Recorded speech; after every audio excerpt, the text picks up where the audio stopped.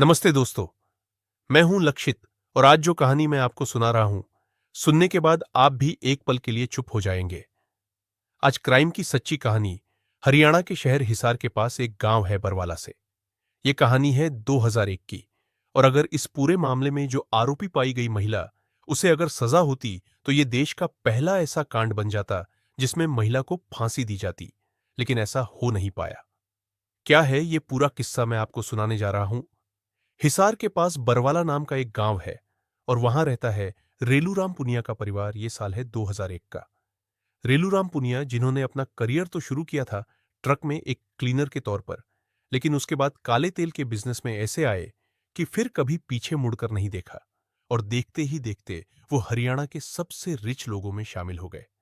रेलूराम पुनिया ने दो शादियां की, एक ओमी देवी से और दूसरी प्रश्ना देवी से। ओमी देवी से उन्हें एक संतान हुई पुत्र जिसका नाम रखा गया सुनील। 2001 में उसकी उम्र हो चुकी थी, करीब 23 साल उसकी शादी हो चुकी थी। शकुंतला से, जिसकी उम्र थी 20 साल। और इन दोनों के 3 बच्चे थे, जिनमें से एक 4 साल का लोकेश, 2 साल की शिवानी और कुछ दिन की जो थी वो प्रीति। दूसरी शादी हुई कृष्णा से, वो पत्नी इन्हीं के साथ रहती थी।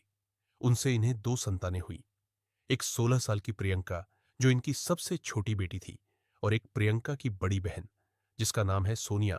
और सोनिया को लेकर ही यह पूरा मामला है।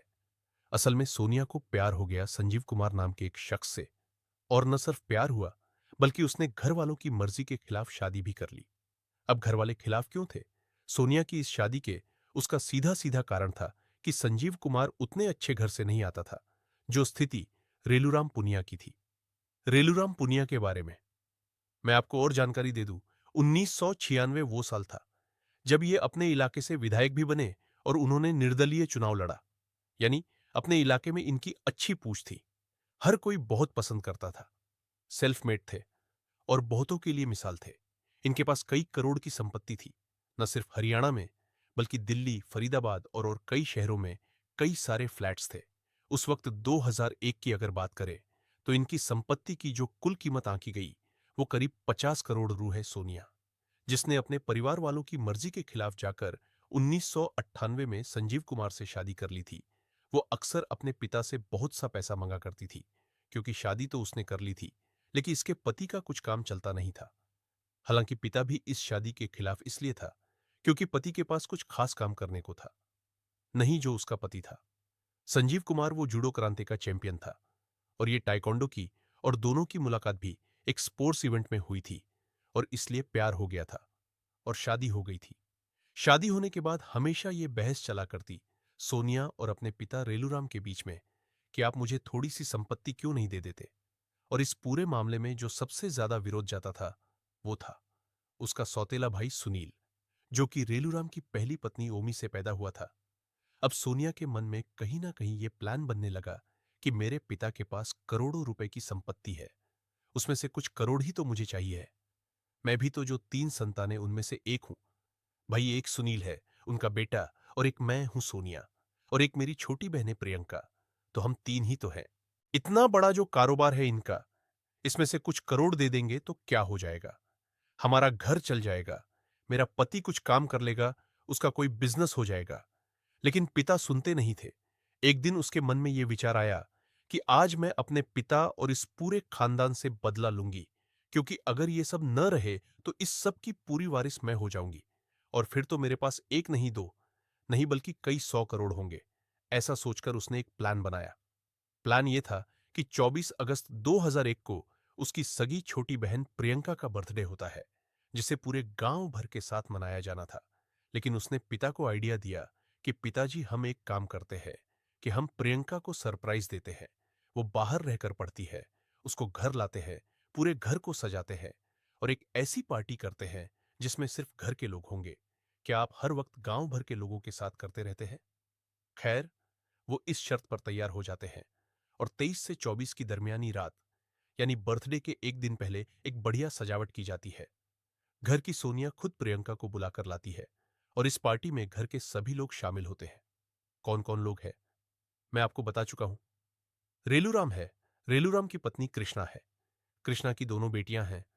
एक तो यही सोनिया जिसने पूरा पार्टी प्लान किया है, अपने पति के साथ आई है। संजीव कुमार के साथ, जिसका बर्थडे है प्रियंका, वो 16 साल की, इसके अलावा उसका सौतेला भाई जो वही रहा करता था सुनील, उसकी पत्नी शकुंतला और 3 बच्चे उनके, जो जिनकी उम्र मैंने बताया 4 साल, 2 साल और 1 की कुछ दिन है। अब बात करते हैं कि पूरी घटना को अंजाम कैसे दिया गया।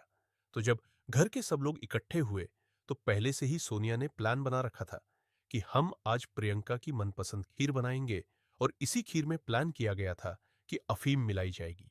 बहुत देर तक पार्टी चलती रही, नाच गाना चलता रहा और धीरे धीरे फिर सबको खीर परोसी गई। सब खीर खा रहे थे, लेकिन सोनिया और संजीव उस खीर को बिना खाए ही बहुत देर तक डांस कर रहे थे।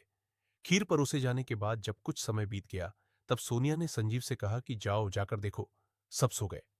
क्या उसने एक एक करके सबको देखना शुरू किया तो वाकई सब गहरी नींद में खोने लगे थे, क्योंकि एक तो सबने डांस किया था, खाया पिया था, और फिर अफीम मिली हुई खीर भी सबने छक ली थी, और छकी नहीं ली थी, बल्कि अच्छे से खा ली थी।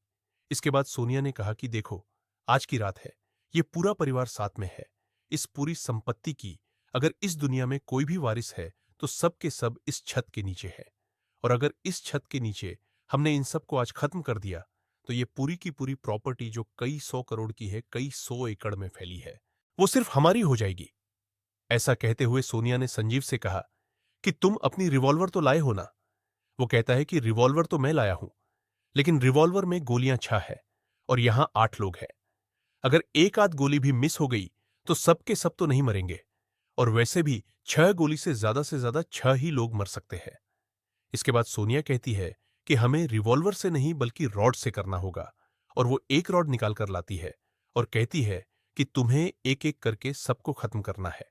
ये सारे इकबालिया बयान हैं, और अगर आप थोड़ा सा ढूंढेंगे तो आपको शायद यूट्यूब पर उनके इकबालिया बयान भी मिल जाए, जिसमें संजीव कुमार ने खुद बताया है कि एक बार तो मैं ऐसा करने से कांप रहा था, खुद को रोक रहा था, मेरी हालत खराब हो रही थी, लेकिन मेरी पत्नी सोनिया ने कहा कि नहीं, आज तुम्हें कुछ भी ऐसा नहीं सोचना है, मैं तुम्हारे साथ खड़ी हूं, जाओ और मेरे पिता के सर पर रॉड मार दो। संजीव कुमार ये बताता है कैमरे पर कि मैं वहां जाकर खड़ा हुआ, उसके पिता के बिस्तर के सामने मेरी हिम्मत नहीं पड़ रही थी कि मैं रॉड उठाकर सर में मारूं। इसके बाद सोनिया ने मुझे उकसाना शुरू किया और कहा कि तुम्हें आज ये करना होगा, क्योंकि आज अगर ये बच गए तो कल को ये हमें भी मार सकते हैं। उसके बाद सबसे पहले संजीव कुमार ने सोनिया के पिता रेलूराम पूर्णिया के सर पर रॉड से जोरदार प्रहार किए, और उसने ये भी बताया कि जिस वक्त वो ऐसा कर रहा था, सोनिया वहीं उसके पिता के साथ बैठी हुई थी। उसने कहा कि इनके ऊपर प्रहार करो। 4 से 5 बार प्रहार करने के बाद अगला निशाना संजीव कुमार ने बनाया, अपनी पत्नी सोनिया की मां कृष्णा देवी को और कृष्णा देवी की तरफ। वो बढ़ते उससे पहले सोनिया की ये शब्द थे कि मुबारक हो, पहला खून हो गया है। आप सोचिए कि उसके दिमाग में क्या चल रहा था। अपने ही सगे पिता का कत्ल करवाने के बाद इसके बाद वो आगे बढ़ते हैं और शकुंतला देवी के सर पर प्रहार कर किया जाता, उसी रॉड से। किसके द्वारा? संजीव कुमार के द्वारा वो प्रहार कर ही रहा था। एक रॉड लगा ही था कि दूसरा रॉड जो था वो पास ही सो रही सोनिया की भतीजी शिवानी के सर पर लगता है। वो उठकर रोने लगती है। वो न रोए, इसलिए उसके सर पर दूसरा प्रहार किया जाता है और वो भी शांत हो जाती है। अब तक परिवार के 3 लोग खत्म हो चुके थे। चौथा निशाना उसे सुनील को बनाना था, क्योंकि सोनिया को ऐसा लग रहा था कि अगर किसी तरह से सुनील उठ गया तो वो किसी को नहीं छोड़ेगा, उन दोनों को नहीं छोड़ेगा। इसलिए उसने कहा कि अब सुनील की तरफ बढ़ो। वो सुनील के कमरे की तरफ बढ़े। अंदर दाखिल हुए खीर का नशा उस पर भी था, लेकिन सबसे पहले उन्होंने सुनील के हाथ बांध दिए, ताकि अगर इससे होश आ भी जाए तब भी वो कुछ कर न सके। इसके बाद सुनील पर 2 प्रहार किए गए, और सुनील पर 2 प्रहार करने के बाद ये जो संजीव है ये बढ़ जाता है शकुंतला की तरफ। शकुंतला 20 साल की पत्नी है, जो कि सुनील की पत्नी है, यानी भाभी लगती है सोनिया की। वो शकुंतला की तरफ बढ़ता है, शकुंतला के सर पर एक प्रहार करता है। तब तक सोनिया की आवाज आती है कि यह मरा नहीं है उसका भाई सुनील, तुम वापस आओ और इसके सर पर एक और प्रहार करो। संजीव वापस आता है और सुनील के सर पर दोबारा प्रहार करता है, यह सुनिश्चित करने के लिए कि इसमें जान न बची हो, और ऐसा करके वो फिर प्रियंका की तरफ बढ़ता है। प्रियंका को भी खत्म कर दिया जाता है, जिसके जन्मदिन का सेलिब्रेशन हो रहा था। कुछ घंटों पहले दोस्तों सिर्फ 2 घंटे के अंदर सबको खत्म कर देती है। सोनिया, यानी अपने तीनों भतीजे भतीजी को भी, जिनमें से एक की उम्र लोकेश, 4 साल शिवानी, 2 साल प्रीति महस, कुछ दिन इनको भी खत्म कर देती है। अपने भाई भाभी को खत्म कर देती है, अपने माँ बाप को खत्म कर देती है, अपनी सगी छोटी बहन जिसका जन्मदिन था उसे खत्म कर देती है, और फिर अपने पति से कहती है कि अब तुम मेरे भी सर पर एक प्रहार करो, कहीं ऐसा ना हो कि लोगों को शक हो कि इसमें मैं शामिल हूं। संजीव ऐसा करने से कतराता है, लेकिन वो उकसाती है। उसके बाद उसके सर पर रॉड मारी जाती है और फिर भी वो भी पर गिर पड़ती है। संजीव वहां से भाग जाता है। अगली सुबह होती है, किसी को पता नहीं है। घर में दो नौकर है, एक ड्राइवर है, एक वॉचमैन है, नीचे बैठे हैं। तीनों दोनों उन्हें रखता है कि अब काफी देर हो गई। लोकेश जो 4 साल का है उसे स्कूल जाना होता है, चलो उसे स्कूल छोड़ाए। कहते हुए ड्राइवर जब ऊपर की तरफ आता है कि लोकेश को लेने, तो अंदर का दृश्य देखकर वो हैरान रह जाता है। वो भागता हुआ आता है कि ये क्या हो गया। पड़ोस से डॉक्टर को बुलाया जाता। डॉक्टर, चौकीदार और ड्राइवर तीनों अंदर जाकर देखते हैं कि पूरा घर खत्म हो चुका है। फिर इस बात की सूचना पुलिस को दी जाती है, रेलूराम के बड़े भाई को दी जाती है, और पुलिस वहां पर आती है। अभी वहां पर जो लोग मृतक हैं वो तो खत्म हो चुके हैं, और ये जो 8वां नंबर है, माफ कीजिएगा 9वां नंबर है सोनिया का, ये भी वही पड़ी है। सबको उठाकर मोर्चुरी में भेजा जाता है। किसी में कोई जान नहीं है। डॉक्टर उन्हें मृत घोषित कर देते हैं, लेकिन सोनिया के बारे में कहा जाता है, इसमें थोड़ी जान बची है, इसको लेकर जाओ। उसका इलाज कराया जाता है। उससे पूछा जाता है, वो कुछ भी नहीं बता पाती। कहती है कुछ लोग आए थे, उन्होंने किया है। लेकिन पुलिस को शक हो रहा था कि ये क्या है। पुलिस तफ्तीश करती है और महज कुछ घंटों के अंदर ही उसको ये बात पता लग जाती है पुलिस को। ये इस घटना के पीछे जरूर सोनिया का ही हाथ है, क्योंकि उस घर से एक डायरी मिली थी। उस डायरी में कुछ ऐसा लिखा हुआ था जो ये बताने के लिए काफी था कि सोनिया अपने परिवार से काफी नफरत करती थी, और सोनिया अपने परिवार को अपने रास्ते से हटाना चाहती थी, पैसों के लिए। ऐसा एक लेटर उसने अपने पति को लिखा था। वो लेटर पुलिस के हाथ लग जाता है। सोनिया अरेस्ट हो जाती है। अब शुरू होती है आगे की कहानी, जो मैं आपको सुनाने जा रहा हूं। सोनिया और संजीव कुमार को सजाए मौत का हुक्म सुनाती है। इसके बाद यह केस आगे बढ़ता है, हाई कोर्ट पहुंचता है, और 12 अप्रैल 2005 को हाई कोर्ट इस फांसी की सजा को उम्र कैद में बदल देती है। केस और आगे बढ़ता है, सुप्रीम कोर्ट पहुंचता है। 15 फरवरी 2007 को, हमारे 12 अप्रैल 2005 को हाई कोर्ट इस फांसी की सजा को उम्र कैद में बदल देती है। केस और आगे बढ़ता है, सुप्रीम कोर्ट पहुंचता है। 15 फरवरी 2007 को हमारे देश का सुप्रीम कोर्ट सोनिया और संजीव को सजाए मौत का हुक्म सुनाता है।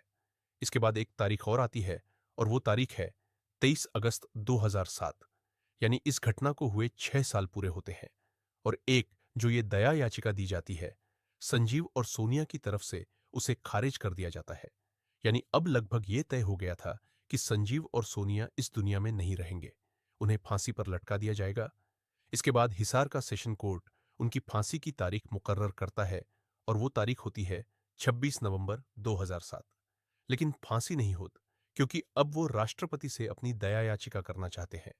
क्योंकि सोनिया का ये कहना है कि मेरा एक छोटा बेटा है जो 2007 में करीब 7 साल का था, यानी घटना के वक्त करीब 1.5 साल का था। अब दया याचिका में लिखा जाता है कि मेरा एक छोटा बेटा है, या तो उसे भी मेरे साथ फांसी पर चढ़ा दो, नहीं तो हमारी फांसी की सजा है, कम कर दो। यह मामला बढ़ते बढ़ते पहुंचता है हमारे देश के राष्ट्रपति के पास, और अप्रैल 2013 में राष्ट्रपति की तरफ से भी आदेश आता है कि इनको बख्शा नहीं जाना चाहिए। इन्होंने अपने परिवार को नहीं बख्शा, इनको छोड़ देने का कोई कारण नहीं है, और इनकी फांसी पर उस तारीख में हमारे देश की सुप्रीम कोर्ट की तरफ से एक रूलिंग ये आती है कि जिन भी लोगों के जो फांसी की सजा वाले मामले हैं और वो डिले हो गए हैं, डेथ सेंटेंस है, डिले हो गए हैं, उन्हें अब उम्र कैद में परिवर्तित कर दिया जाए। और ऐसे करीब भारत में 13 मामले और निकलते हैं, और उन 13 मामलों में एक ये मामला भी होता है सोनिया और संजीव का, और इन्हें अब उम्र कैद की सजा दी जाती है, यानी इनकी फांसी की सजा उम्र कैद में बदल जाती है। आज भी कहते हैं अंबाला जेल में दोनों कैद हैं, और जिस वक्त इनकी फांसी की सजा कम होकर उम्र कैद में बदली थी, उस वक्त ये पैरोल पर भी बाहर आए थे। और आप ये मानकर चलो कि ये जो पूरा मामला है, इसमें काफी सारी चीजें ऐसी हैं जो कई बार बदली गई हैं। यानी आप सोचिए कि 2001 में इतना बड़ा कांड होता है, उसके बाद बाकायदा कबूलनामा है, और मैंने खुद उनका कबूलनामा दोनों का यूट्यूब पर सुना है। उसके बाद मैं आपको कहानी इतनी डिटेल में बता पाया हूं। और आज इतने सालों बाद इस कहानी का सबसे कड़वा सच ये है कि सोनिया और संजीव दोनों अब जेल से बाहर आ चुके हैं। जिन मासूम बच्चों की जान गई, जिन माता पिता ने अपनी ही बेटी पर भरोसा किया, जिनका पूरा परिवार एक ही रात में मिट गया, वो सब कभी वापस नहीं आए। कानून ने अपना फैसला दिया, सजा उम्र कैद में बदली और वक्त के साथ वो सलाखों से बाहर निकल आए। लेकिन सवाल आज भी वही है, क्या इंसाफ सच में पूरा हुआ? क्योंकि जिन बच्चों की उम्र 4 साल, 2 साल और कुछ दिन की थी, उनके लिए तो कोई दूसरी जिंदगी नहीं थी।